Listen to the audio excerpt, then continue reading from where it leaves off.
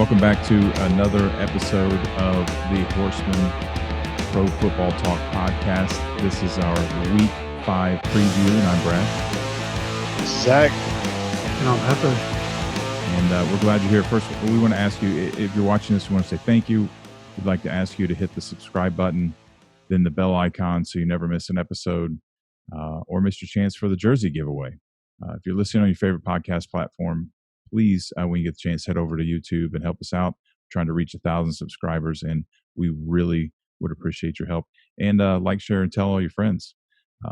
This is the spot to be in. So, all right, guys, let's start out with some, I was going to say breaking news. It's the news about Bill O'Brien is a little bit old. We're recording on Wednesday, and on Monday, the Texans fired their general manager and head coach, Bill O'Brien, after an 0-4 start. It literally just came minutes after we wrapped up our Week 4 recap episode on Monday. And as Hefe, as you pointed out, it was right after Zach ripped O'Brien's ass and called for his job. Yeah. Like you said, it was right after we got done recording, and I was sitting there editing, and it was only like, 10 minutes into what we were talking about. And sure enough, as I hear Zach ripping O'Brien, I get the news that he got fired. They finally listened to me, huh? Yeah, I guess. How come they're not listening about Gase? I know, right? Again, I'm telling you, man, if O'Brien would have called me, I would have defended him, said, man, you can't fire him until Gase is fired. That should be a rule this year. Nobody gets fired until Gase gets fired. Unfortunately, I think there may be a couple more after this week, but we'll see. Yeah, I think you might be right. Hefe, you have a little gossip on this, right? On O'Brien? Yeah, so apparently it's coming out that allegedly, make sure you say allegedly. Yeah, allegedly. J.J. Watt and the defensive coordinator for the Texans, Anthony Weaver, they got into a verbal altercation with Bill O'Brien on Tuesday. And apparently for the couple weeks before that, he's been having different verbal altercations with people in practice. And the word is that Bill O'Brien, after Tuesday's practice, started shopping J.J. Watt, and that was the time for them to get him out of there. What an idiot. I can't stand that guy, man. I'm telling you, it goes to show it doesn't matter how big you think it is. Somebody's got one bigger. And, you don't mess with franchise guys like J.J. Watt. Obviously, there's a lot more to this, but that's also very infantile. You know what? You're the general manager, you're the head coach, and your team's 0-4, and a guy who's been there and seen everything has some criticism for you. You probably might want to exercise some leadership skills and maturity and suck it up and take it all in. Maybe even, I don't know what happened, but call him in the office and sit down and be like, look, dude, I need your help. But you don't start shipping the guy out. So if that's the case, he's gotten what he deserves. I think he got what he deserves anyway. I mean, he's run this team in the ground, as Zach so fervently pointed out in our Week 4 recap. Yeah, and I'm honestly surprised that this is the move they made. For as much as we rip Bill O'Brien for this and that, like you said, he kind of deserves it with the moves he's made. But I thought that they would take away the GM role and hire somebody to do that kind of stuff before they fired him as a coach. Because as a coach, I mean, he had a winning record, not by much, but took a team that couldn't win and made him a division winner pretty much every year. So I'm kind of surprised that they completely kicked him out of the building, but it's warranted. 0-4, you kind of kicked everybody good out of the building. It had to happen. Yeah, I think if you're sitting there getting in verbal altercations with J.J. Watt, you lost your locker room, and there's no turning back from that regardless. Yeah, great point. Great point. Because for everything that Deshaun Watson is and should be as a leader, there isn't anybody in their right mind that could argue that J.J. Watt is the leadership in that locker room. And that's an excellent point. And Jeff, I want to counter your point about him turning the Texans around. Now, that's a fair point to an extent, but the team that ran the division for many, many years suddenly wasn't as competitive and gave them room. It makes me wonder, have we not gone through that the Colts not gone through that Ryan Grigson bullshit would we be having the same conversation about O'Brien?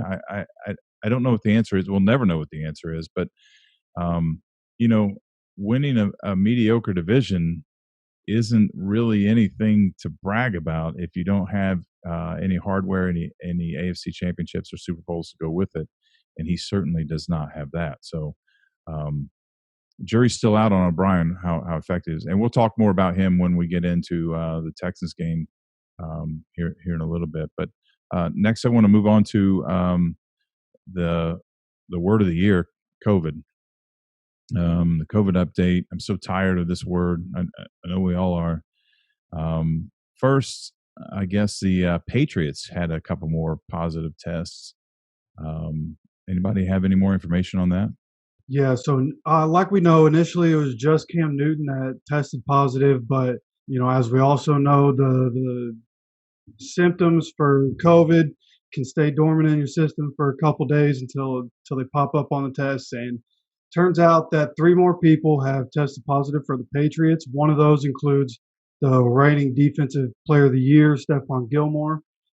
So assuming that those 3 won't be there for them this Sunday, if they can play. I mean, the Patriots aren't even practicing today. We don't know when they'll be back in their facility. Maybe they get the Titans treatment this weekend, get their bye week moved up. But as of right now, they're kind of up in the air. They only have 4 players. So it's a lot different than 22. Yeah. Well, Jeff said everything needs to be said there. So, all right. So the real story about that was just a warm up. That was a teaser. The real story about COVID is what's going on in Tennessee, in Nashville. There are more positive tests for the Titans, I understand.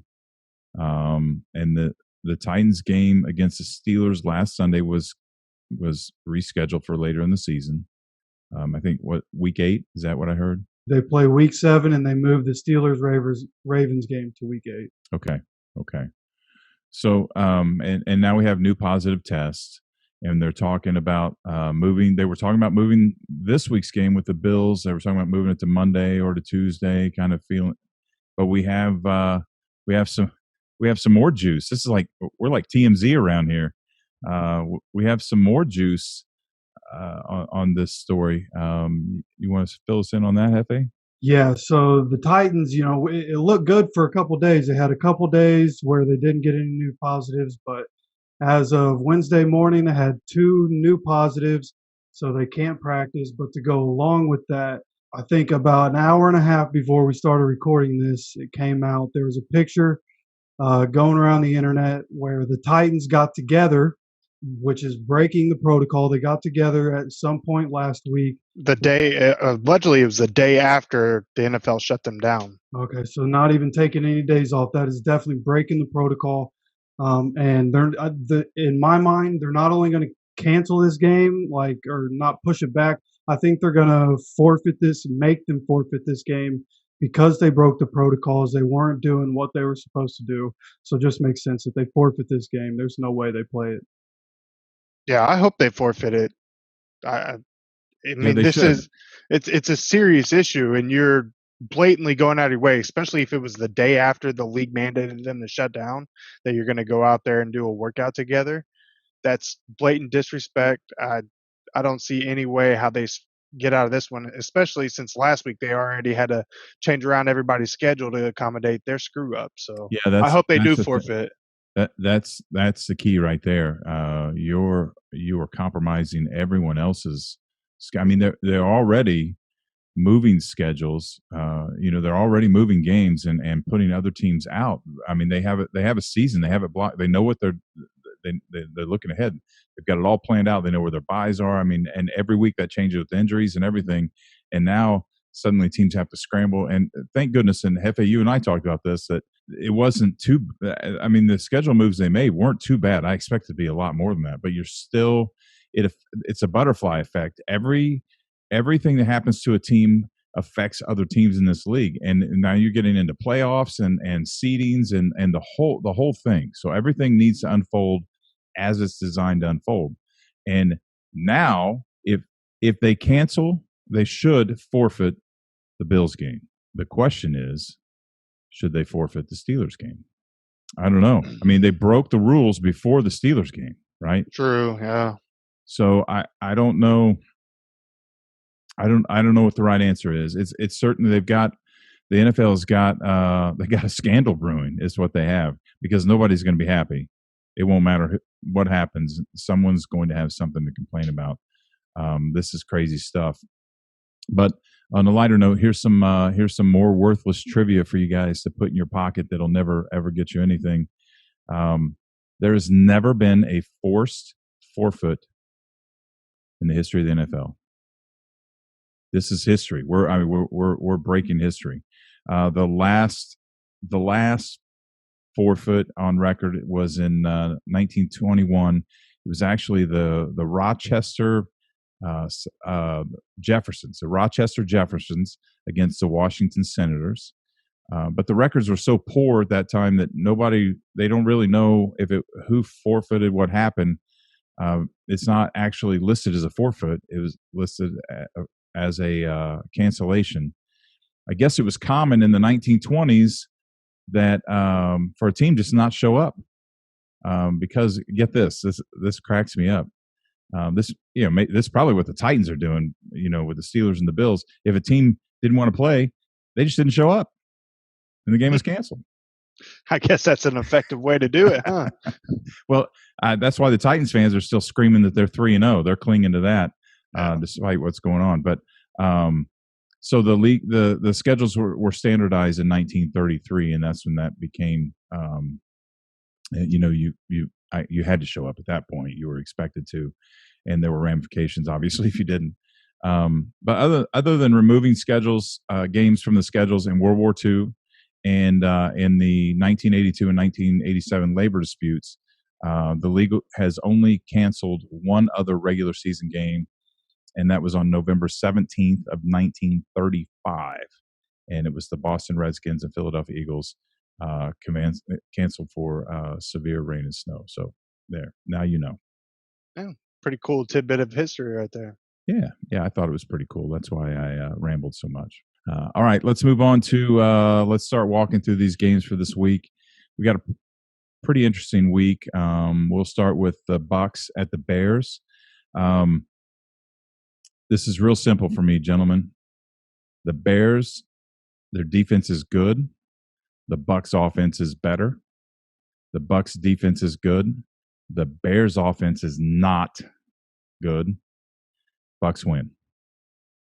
Yep, that's kind of exactly what I have written down here. I got the Bucs have the number 2 ranked rushing defense in the league. I think that's going to put a lot of pressure on Nick Foles, and especially with Tom Brady and the high octane offense on the other side. I think Tampa Bay goes into Chicago and pulls out the win. I think this game could go one of two ways, right? It could either go the way you guys are talking about, where Tampa just comes in, does the dirty work, and gets the win. But it's unclear right now which weapons they're going to have. This is a Thursday game. Mike Evans, we saw, was hobbling around. He battled through it, but you wonder if they're going to want to put him back out there after what he was looking like, limping around throughout that entire game. They might hold him out. They might hold Chris Godwin out again. Scotty Miller and Justin Watson are both questionable, probably going to play, but those two are still questionable. And Leonard Fournette, they're not sure if they're going to have Leonard Fournette for this one. And so it really just depends who the personnel is, because even though the Bucs have a good defense, I think in the second game as a starter, Nick Foles will find a way to get it rolling a little more. Like I said in the recap show, whoever number 11 is, that Mooney guy for the Bears, I think he's good. Al Robinson's good. Maybe they figure it out, but overall, the way I think it's going to go, I have the Bucs winning too. Man, I thought you were going to roll with the Bears there for a second. I was like, whoa. He pulled a Brad. Yeah. All excellent points, and I'd like to throw in here, we talked about this on the week 4 recap, that Brady has thrown 4 pick sixes in the last 6 games. So it sounds like that may also factor into what you're saying, Hefe. Yeah, I hadn't even thought about that. And with this defense, it's very possible for it to happen again. Yeah, for sure. Okay, but we're all 3 in agreement. We pick the Bucs. All All right, moving on to Panthers and the Falcons. This is the more teams lose, the greater their odds of winning the next game thing. Even the sun, even the sun shines on a dog's ass every once in a while. Not today. Panthers went on the road, and Quinn takes one more step towards spending time with O'Brien in the offseason. Start the bus, Bill. And that's the second game in a row where you said exactly what I was going to say. Great minds think alike. Hey, there you go. Yeah. So the Panthers look good the last couple of weeks. They've really impressed me. They're the underdogs heading to Atlanta, but I have them coming out with an upset win, and Dan Quinn will be fired after this week. See this. We got to give him a nickname for this. If Quinn gets fired, if he calls Quinn and he gets fired too, there's got to be a nickname to that. Yeah, I agree with him though. I think that's probably going to be the course of action here. The Falcons are just a struggling team right now. No matter how good that offense plays, they're so banged up on defense, and unfortunately, Damani Casey went down with the torn Achilles again, and so it's not looking good for him and his future individually. But overall, just not looking good for the Falcons here. The Panthers are looking better. Their defense is really going to get tested here. That defense is young. They're going to have a big test against Julio and Calvin Ridley and all them boys. But overall, I think the Panthers pull this one out. Now, Hefe, you also posed a unique scenario about Quinn getting fired and Julio coming to Indianapolis. Did you not? Yeah, I think that's the right course of action. I mean, the Colts lost Paris Campbell and Michael Pittman for most, if not all year. So we need a receiver. They need to start rebuilding, get rid of Quinn. We just traded a first-round pick for DeForest Buckner. So why don't they just go ahead, trade next year's first-round pick, maybe even throw in a second-round pick, get Julio, bring him in, win a Super Bowl this year. First-rounder and Marlon Mack. There you go. Yeah, I like it. Can you imagine? That'd be great. That would so good. Yeah, I think, the AFC South, the fans, they would cry about that, wouldn't they? Yeah, it would be immediately hush mode. For sure. All right, so we all agree we're all taking the Panthers, yes? Yep.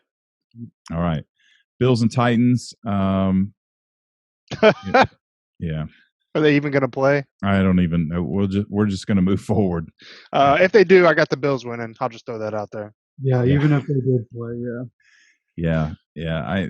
They got a reprieve getting out of last week's game. Maybe they're taking a playbook from the 1920s NFL teams. You just don't show up and avoid the game. Their fans are still talking trash about them being undefeated, and I can't stand it. If the Colts win this week and they have to forfeit this game, guess who's going to be at the top of the division? That's exactly right. So I hope the Titans fans are enjoying being at the top of the AFC South, because it's going to be short lived. And I think the Titans are legit, but the Colts are going to win the South, and I really believe that, bar a disaster. And crazier things have happened. So, and if they play the game, I like the Titans, and I think at some level they're capable of winning this game.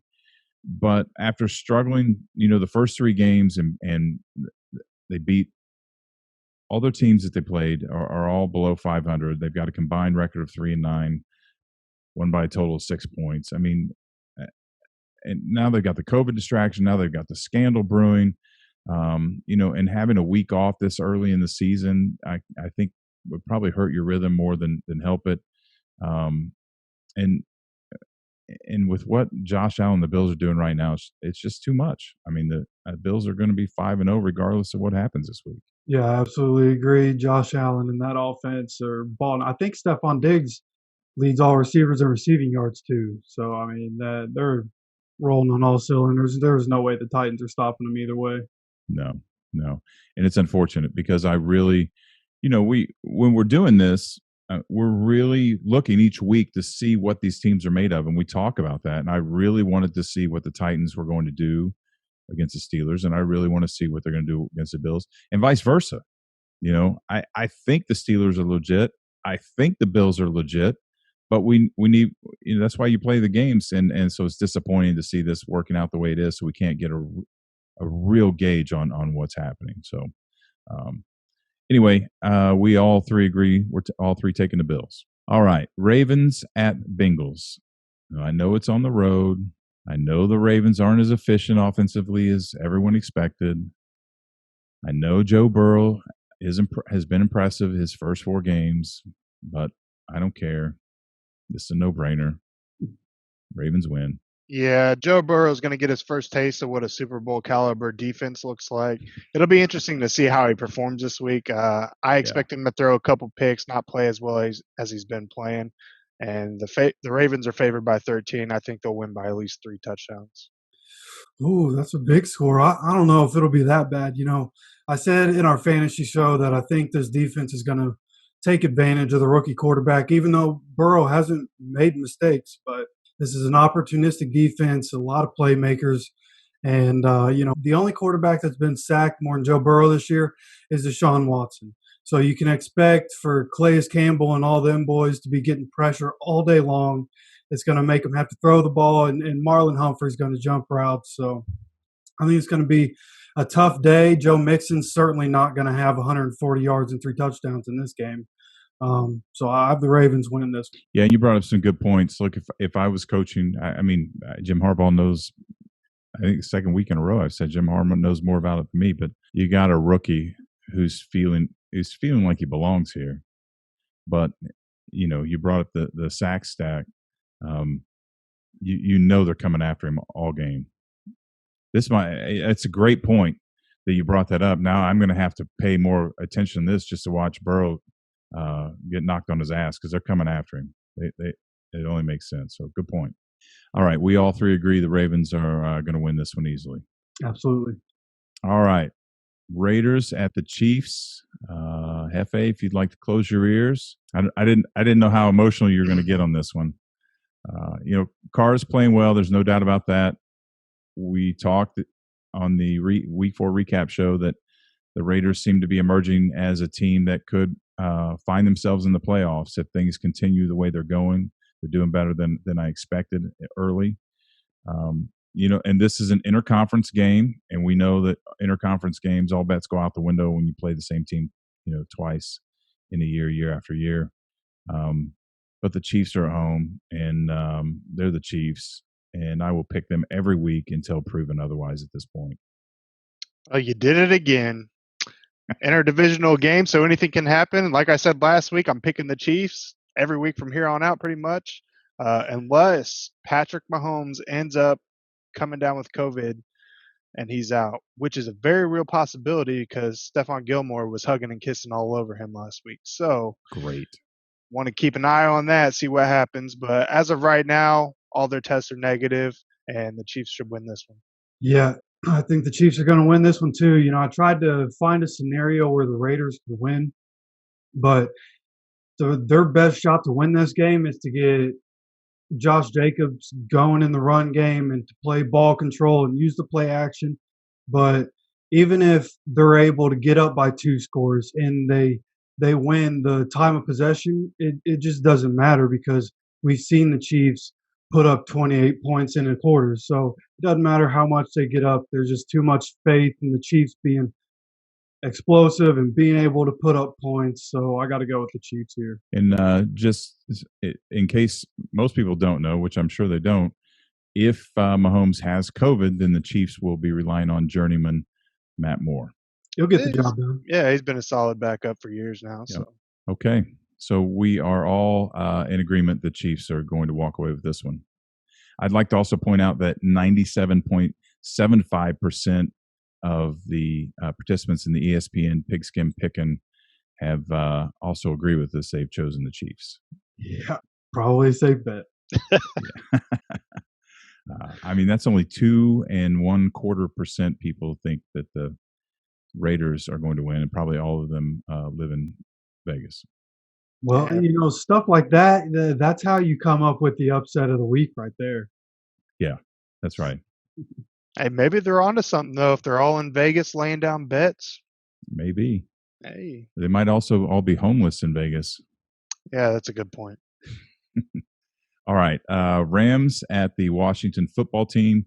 This one scares me. I don't know which Rams team is going to show up in Washington. I don't know which Washington team is going to show up in Washington. Both of these teams seem to have a Jekyll and Hyde thing going. This is where upsets happen. But conventional wisdom says to go with the best team, so I got to go with the Rams. Yeah, so Washington actually announced today that they were switching to Kyle Allen as their starting quarterback and moving Dwayne Haskins to the number 3. But Allen played very well under Rivera last year for Carolina when he had to come in. I think it was the right move for Washington's team, but I also believe that the Rams are a top 10 team. I think they're going to return to form, and I got them winning by 10. Yeah, 10's probably about right. I think the Rams come out. I think last week they were just flat, and Joe Judge, with that team getting them better. But I think the Rams come out and look more like the Rams this week. And going into Washington, this isn't going to be the same Washington team that we've seen for the first 4 weeks. Dwayne Haskins, you guys have heard me say, I think he's been the worst starter in the league. I think it was the right move to Kyle Allen. Ron Rivera knows that they just need to win one game and have the rest of the division lose in a day, and they have first in the division. He's trying to win right now. So I think they're going to come motivated in this game, but I don't think they have enough juice or talent to beat the Rams. Yeah, wasn't Go ahead, Zach. I was going to say, I also just want to throw in there that with Dwayne Haskins moving back to number 3, that moves Alex Smith up to the number 2. So Alex Smith is theoretically one play away from being back on the field after that devastating injury a couple years ago. Yeah, that's pretty cool. That's really cool. It's even cool that he's even on someone's depth chart after that. Wasn't Haskins? Isn't he currently have the lowest QB rating in the league right now? Yeah, I'm pretty sure that's accurate. I thought I saw that somewhere. Yeah, it's not even particularly close. Yeah. All right. Well, we all three agree the Rams get a win in Washington. Next up, Cardinals at the Jets. Yeah. So believe it or not, more people pick the Jets to win this game than people pick the Raiders to win over the Chiefs. I know it's still the Chiefs, but damn, dude, it's the Jets. I guess so. 95.23% chose the Cards and Cardinals to win. 1.5% more of the pick-em participants think the Jets have a better chance of winning than the Raiders do. And I guess that just shows the vast population difference between New York City and Las Vegas, because there's a bunch of we factor in all the delusional Jets fans that think they actually have a shot at winning. I think the Cardinals got this one. Yeah, they've let me down the last 2 weeks. Unfortunately for them, the Jets are the worst team in the league, so I don't see this going any better for them. Cardinals are gonna win. I think they're favored by 7.5. They're definitely gonna cover that. And my question is this the week the Jets front office pulls their head out of their ass and fire Adam Gase? Well, let me tell you why Adam Gase is about to have at least 2 more weeks for the job, because Sam Darnold is not playing this week. He's in a lot of pain, is the exact quote that we got. He's in a lot of pain right now, not playing week 5, so they're going to get stomped this week for sure. And week 6, they're saying he probably will miss week 6. That's still up in the air. But without Sam Darnold in there, it's just one more excuse to have Adam Gase stick around for a couple weeks. All right. Well, we'll just make sure the Bill O'Brien keeps the bus warm. He'll have plenty to talk about with Quinn while they wait for Gase. But we all three. I like how you put all that together. Just see them all sitting on the bus together. Yeah. So we all three agree the Cardinals got this one, or more importantly, that the Jets are going to shit on the field again. Not taking anything away from the Cards, just the way it is. Okay. Next up is the Eagles and the Steelers. The Eagles surprised us last week, but I think we can all agree we're still not sure if that was legit. Steelers had a week off from games last week, and I know that I was talking about the Titans having a week off, but the Titans, the Titans they didn't practice, but I guess they did practice, but so that confused that whole thing. The Steelers they had a week off, but they were able to practice and prep and more importantly, maybe heal. I think it might really help them, and they're at home, so I don't see the Eagles pulling this one out. I'm picking the Steelers. Yeah, I could see this one going either way for the Steelers. They can either treat it as a bye, and usually teams are nice and refreshed after a bye, but it was still a week 4 bye. It's not like your middle to late season kind of bye. So I could also see them coming out and stumbling, not having that rhythm that they started to build the first 3 weeks. And I know Big Ben was complaining about this. I read an article earlier where he's complaining that he was starting to get back to form after being out last year with an injury through the first 3 games, and now all of a sudden you just completely wipe away their scheduled game and change up their whole entire schedule. So I don't know. I could see it going either way. This game kind of worries me, especially with the Eagles having a little bit of confidence now, but ultimately I have Pittsburgh winning. Yeah, I do too. I just don't think there's any way that Carson Wentz, this isn't a defense that has half of its guys out for the season. Steelers are going to come in hungry, like you guys were saying, they're going to come in refreshed, and they're going to be ready to eat. And going against this Eagles offensive line that has so many people out and a bunch of second and third stringers and practice squad guys on there right now. Lane Johnson went out last game. We don't know what his status is. He's one of the best right tackles in the game. So I expect there to be a lot of sacks in this game. They're probably going to force Carson to throw some more interceptions, and this might be the game where they put Jalen Hurts in.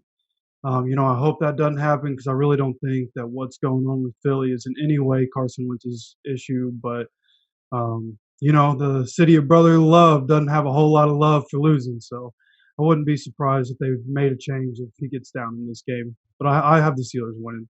Okay, we all three agree that the Steelers are going to be too much at home, and they get another victory this week. Okay, next up is Jags and the Texans. I wish the Texans were playing the Week 1 Jags and not the Week 5 Jags. This game right here is the toilet bowl of the AFC South. So the question is, the Texans are a disaster. Bill O'Brien got fired, and rightfully so. My question is, does O'Brien with O'Brien being gone now, does this help or does this hurt the Texans? Is it possible they could get worse without O'Brien's direction and shit all over the field this weekend, or are they rejuvenated and they come to life and a little more freedom and happiness and get on a surge to really make it look like it was O'Brien's fault? I don't know. You have Romeo Cornell. He's the intern coach now at Houston. A lot of times when a coach is fired mid-season, the team rebounds and thrives off of that, and they get that enthusiasm and they come out and they play harder.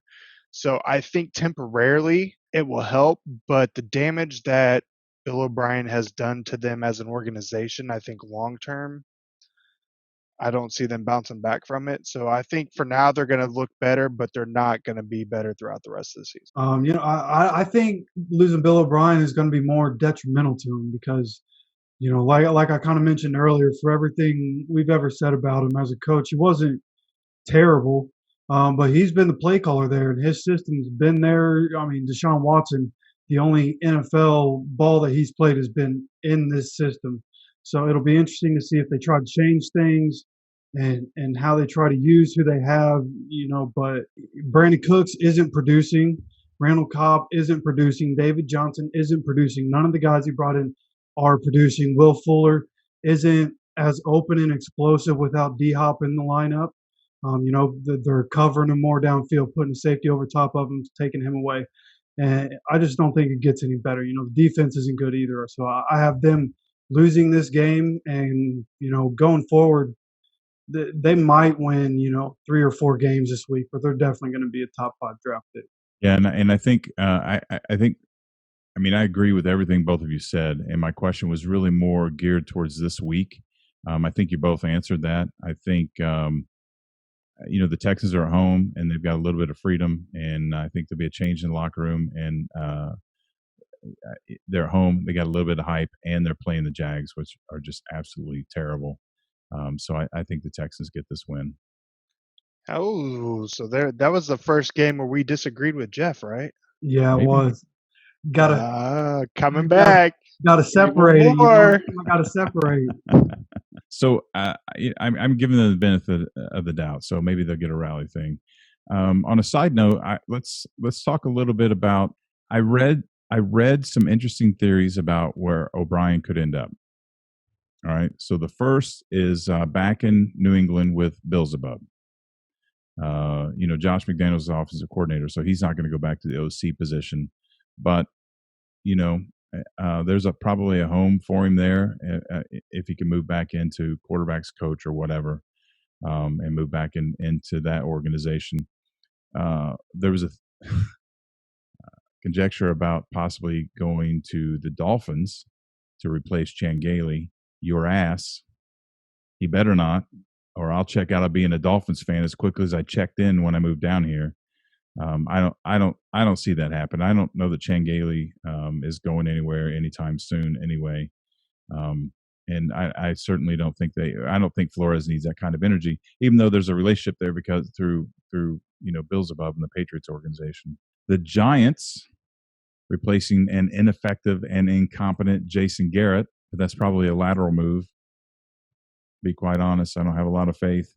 The Jags replacing an incompetent and ineffective Jay Gruden. I also think that's probably a lateral move. Here's where he's going to end up. You ready? New York Jets. Yeah. It wouldn't surprise me. With the decision-making prowess of the New York Jets organization, I can see them dumping one for another and bringing O'Brien in. Well, let me give you another option because I think this would be intriguing. More intriguing as a head coach option is going to Detroit instead of having Sam Darnold and I mean basically a team that has to completely rebuild. You get Matt Stafford, somebody established, and you get a team that you just need a couple pieces here and there, and they'll be elite. That's an interesting theory. I'd love to see what our boy Brian has to say about that. If he'd be okay with that. Personally, my vote is to keep them in the AFC South and bring him to Jacksonville. I would just let him take over. Hell, I'll help him move if they come to that decision. All right, next up on the agenda is the Dolphins at the 49ers. Look, I'm telling you right now, if this was in Miami, I would pick the Dolphins. Yes, sir. That's what I said. I almost did it anyway. And with what I've seen from both teams, I think it's very possible. But it's a long road trip. Shanahan, despite a hiccup or two, we've talked about this, he's done an amazing job with what's left of his initial roster. I am picking the 49ers, but don't be surprised if this is an upset. Yeah, I think it is going to be an upset. I think Miami's better than their record indicates. And if you've been watching us throughout the course of the season, we've made that case many times. San Francisco is the better team, but they're still severely banged up. So I think Miami goes in and gets the upset this week. All right. So if Miami wins this, you're definitely going to be coming back on me. But I think this is where Zach falls down in the rankings even more behind me. We'll see. Wow. We'll see. He just laid it out. Yeah, he did. Yeah, I do think this is going to be a close game, and I wouldn't be surprised if Miami won this game. But the only reason Miami has a chance in this game is because the 49ers are banged up. But Kyle Shanahan and that roster, it's just what he's trying to do is more cemented with that team than I think Flores is with his. There's still more talent, I think, overall with the 49ers. So unfortunately, I gotta go against Fitzmagic this week and pick the 49ers. Yeah, I'd like to point out here too that if the Dolphins won, I talked about this in the week 4 recap too. If the Dolphins win in San Francisco, this will be a big boost. This will be a big leap for them. And I personally, I'm a Dolphins fan, so personally, I'd like to see that. But let's move on. The Colts, the Browns. This is it, boys. It's a game of the week right here, in my opinion. I think this is going to, honestly, I believe this is going to be one of the best games of the year. It very well could be. And this is next on the next challenge on the Are They For Real circuit. And this is for both teams. Surprisingly, for both teams.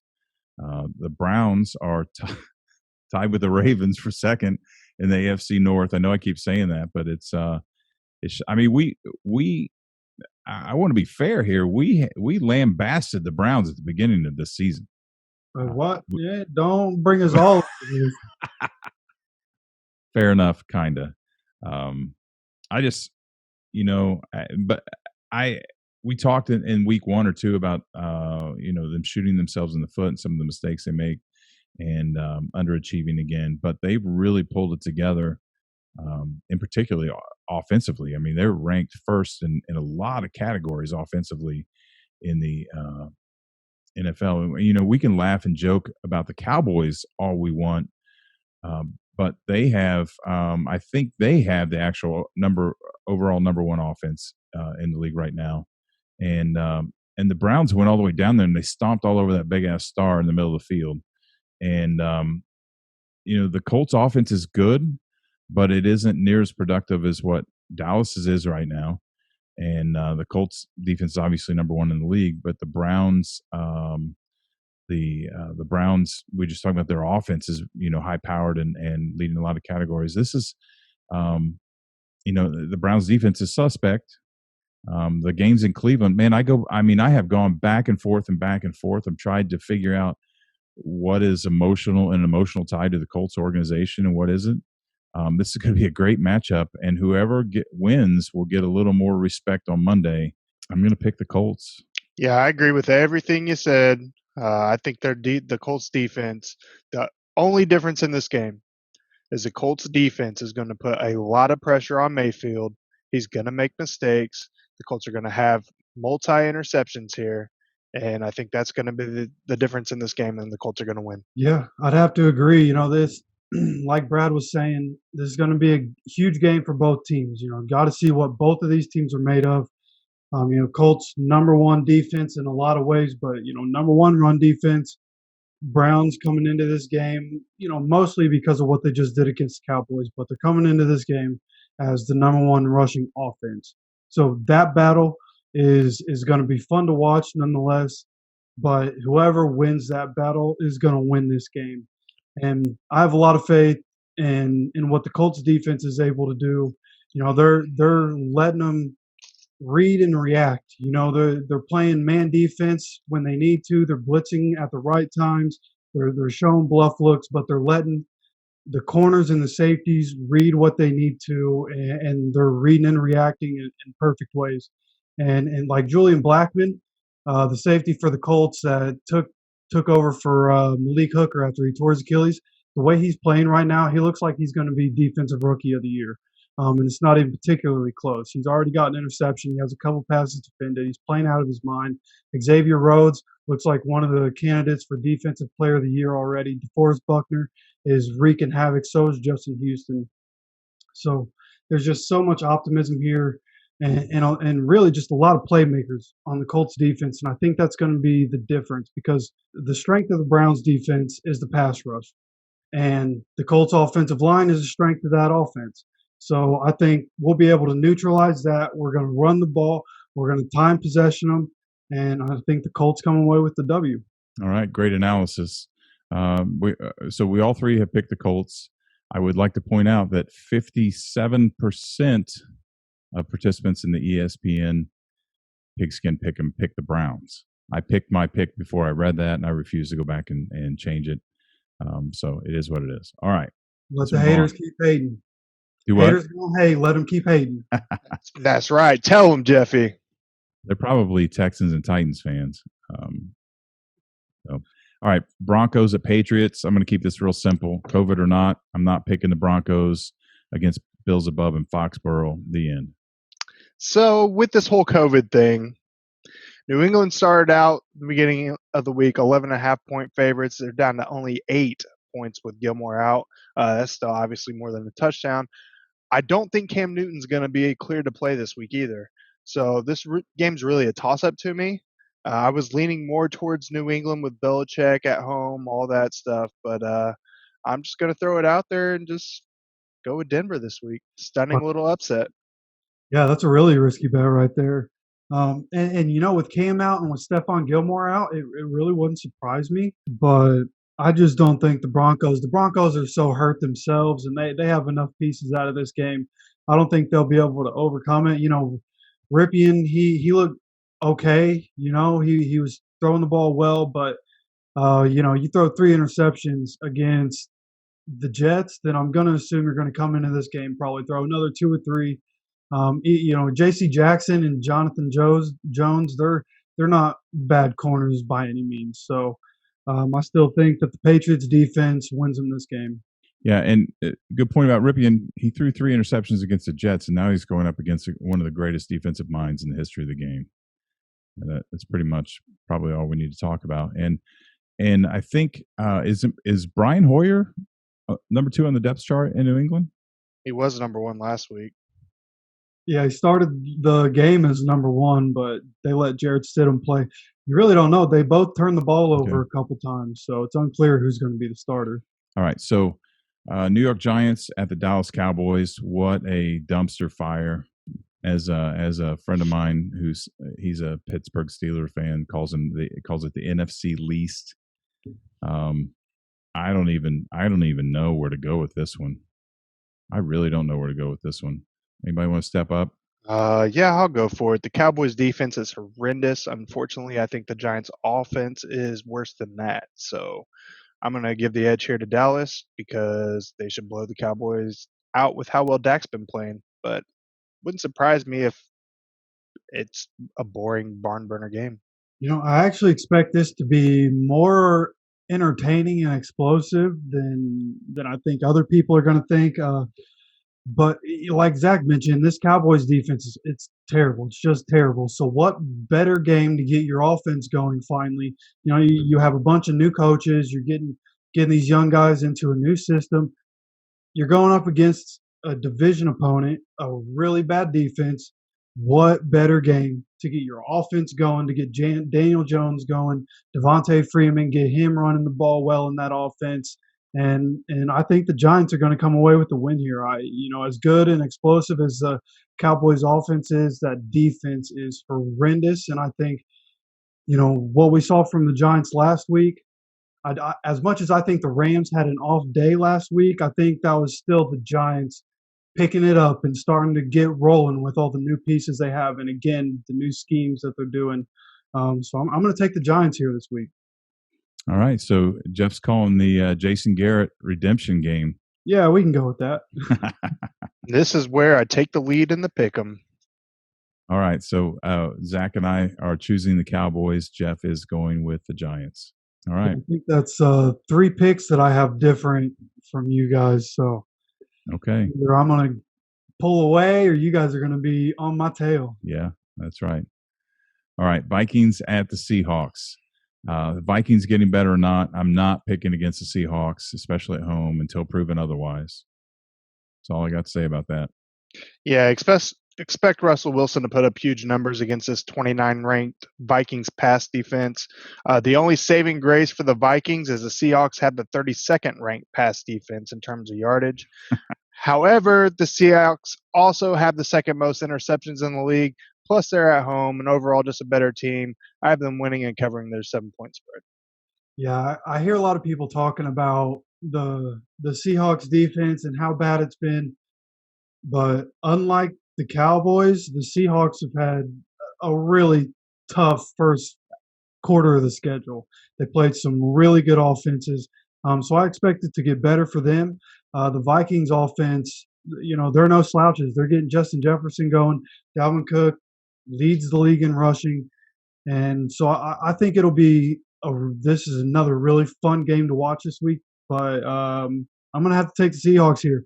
Russell Wilson's leading in the MVP race, in my opinion, and I think he looks like an MVP again this week. Yeah, and Zach, you brought up the Seahawks pass defense. Kirk Cousins also, I'd like to defend the guy, but his quarterback rating is in the shitter. I think he's ranked like 26th.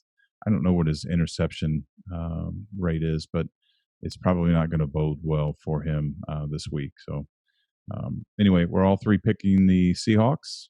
We'll move on.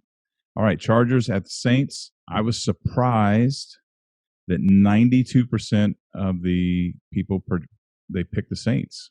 I was surprised this was that top heavy with with some of the problems the Saints have had. And again, I don't want to overblow that, like they're in a lot of trouble, but they're just not the Saints team we've expected at this point, and the Chargers are better than what we expected at this point. I'm impressed with what the Chargers and O'Hare Bear have shown us. But in the end, I'm going with experience, and especially in New Orleans.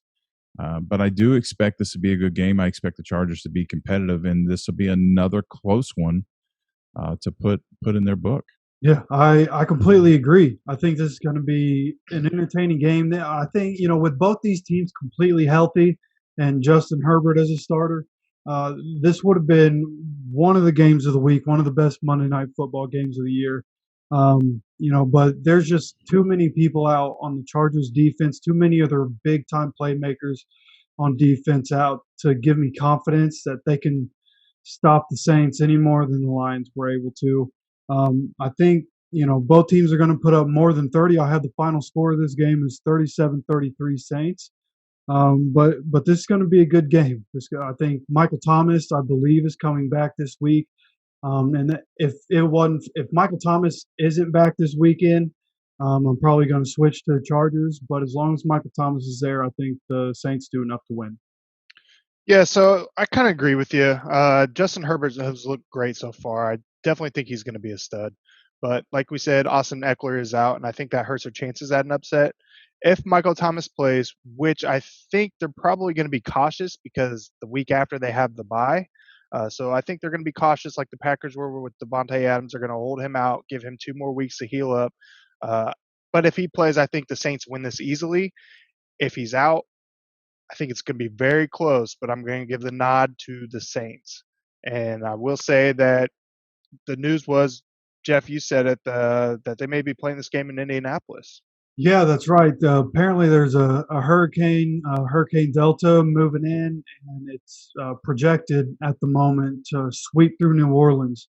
So they're talking about just moving this game up into a neutral site. There are no fans anyway, so they're neutral site it, and they're talking about moving it up to Indianapolis and playing it in Lucas Oil Stadium. Oh, very cool. And it's unfortunate with the hurricane season. This isn't football related, but it's unfortunate. Fortunate for us, we expected a nasty hurricane season, which we've had some problems with hurricanes since we moved down here, unfortunately, unexpectedly so. And then we knew there was a lot of potential for a lot of storms, and there has been. Fortunately for us, we haven't gotten any of this year. Unfortunately, for the upper side of the Gulf in between Houston and Pensacola, they have just gotten rocked all year, and the last thing they need is another storm. We're certainly hoping this storm fizzles out. I heard today, initially I'd heard that it was a Category 3, may go to a Category 4. I heard today that it was downgraded to a Category 2. I don't know if that's temporary. It might have been upgraded back to 3 again. I don't know. Let's just certainly hope that it fizzles out, and that those people don't have to take the brunt of another storm. And so there you have it. All right. If no one has anything else they'd like to add, boy, we had a lot of gossip to talk about today. A lot of things going on. We're glad you're here. Please be sure to show us some love, like, share, subscribe, tell all your friends. And again, a reminder to help us to reach 1,000 YouTube subscribers and have a chance at winning an authentic NFL jersey from the NFL shop on us. If you're watching this, hit the subscribe button and the bell icon so you never miss an episode and you don't miss a chance at the jersey giveaway. If you're listening on your favorite podcast platform, head on over to YouTube and help us out. We appreciate your support. Reminder that it's not too late to go head-to-head against us in a weekly pick'em battle. Hop on our Facebook or Twitter page at Horsemen Sports, and you can find the link to join for free. Pigskin Pick'em League and win a prize. Maybe get on there with us and represent your team. For all you fantasy fanatics, if you haven't already, be sure to check out our latest episode of Fantasy Central, released last night. Zach and Hefe covered the top Week 5 waiver wire picks, must-starts, and players to avoid this coming week. And, of course, we will see you all again on Tuesday for the Week 5 recap. Until then, thanks for joining us.